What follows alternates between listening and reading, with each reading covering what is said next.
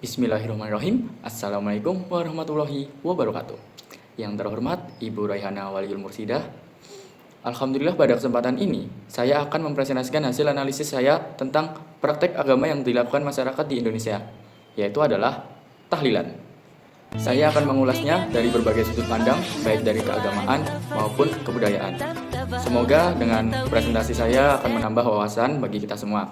Yang pertama, apa itu tahlilan? Jadi tahlilan adalah kegiatan membaca ayat Al-Quran, bacaan zikir la ilaha illallah, bacaan istighfar, bacaan tasbih, bacaan sholawat dan doa yang dilakukan baik secara individu maupun berjamaah yang biasanya dilakukan ketika terdapat seorang muslim yang meninggal dunia. Biasanya juga dilakukan pada hari ketiga, ke-7, ke-100, atau bahkan ke-1000 dan seterusnya setelah seseorang wafat. Selanjutnya, untuk pelaksanaannya, biasanya tahlilan dilaksanakan dengan salam, diawali dengan salam, dan untuk mendoakan almarhum atau almarhumah. Selanjutnya, dibacakan ayat-ayat suci Al-Quran seperti surat Yasin, Al-Fatihah, dan ayat-ayat lain seperti surat Al-Ikhlas, surat Al-Falaq, surat An-Nas, dan ayat-ayat pada surah Al-Baqarah. Selanjutnya adalah zikir dan tahlil, yaitu dengan melafalkan kalimat tauhid seperti la ilaha illallah, subhanallah, alhamdulillah, dan lain-lain. Dilanjutkan doa bersama untuk mendoakan almarhum atau almarhumah agar diampuni dan mendapatkan tempat terbaik di sisi Allah Subhanahu wa taala. Yang terakhir biasanya juga dilakukan sedekah makanan, baik dengan membagikan makanan atau makan bersama. Selanjutnya untuk pendapat ulama terdapat dua perbedaan pendapat, yaitu yang pertama ada pendapat yang memperbolehkan untuk mengamalkan tahlilan dan ada juga pendapat yang melarang atau bahkan tidak memperbolehkan untuk dilaksanakannya tahlilan. Saya akan mengulasnya satu persatu. Yang pertama adalah pendapat yang mendukung tahlilan. Kata tabi'in, orang yang mati itu diuji di kuburnya selama 7 dan 40 hari, maka dianjurkan bersedekah dan berkirim doa. Apa isi tahlil 3740 itu? Isinya 5. Yang pertama, doa. Apakah doa sampai untuk orang mati? Sampai. Mana dalilnya? Doa sampai untuk orang mati karena setiap kita lewat. Pendapat yang mendukung didasari dan didukung kuat dengan beberapa alasan, yaitu yang pertama, mempererat silaturahmi. Tahlilan ini dianggap menjadi ajang berkumpul dan berdoa bersama, juga sebagai doa untuk yang sudah meninggal dunia, karena dalam Islam terdapat beberapa amal jariah yang akan selalu mengalir ketika seseorang sudah meninggal dunia. Yang pertama adalah doa anak soleh, ilmu yang bermanfaat, dan amal jariah.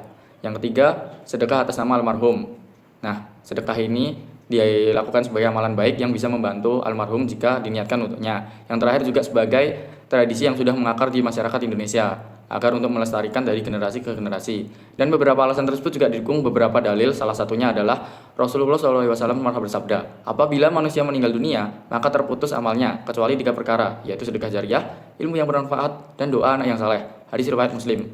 Namun terdapat juga pendapat yang melarang atau menolak tahlilan. Jadi Nabi SAW diutus untuk dicontohi, gitu kan.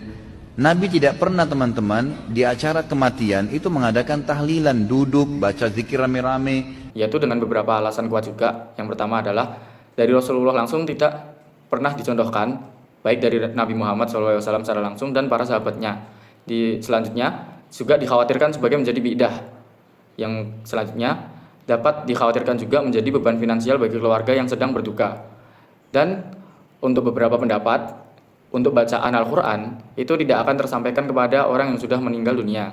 Dengan referensi dalil, barang siapa yang membuat suatu hal baru dalam agama kami yang bukan darinya, maka itu akan tertolak. Hadis riwayat Bukhari dan hadis riwayat Muslim. Nah, untuk solusi dan kesimpulan dari dua pendapat yang berbeda ini, yang mau yasinan silahkan, yang tidak mau yasinan silahkan.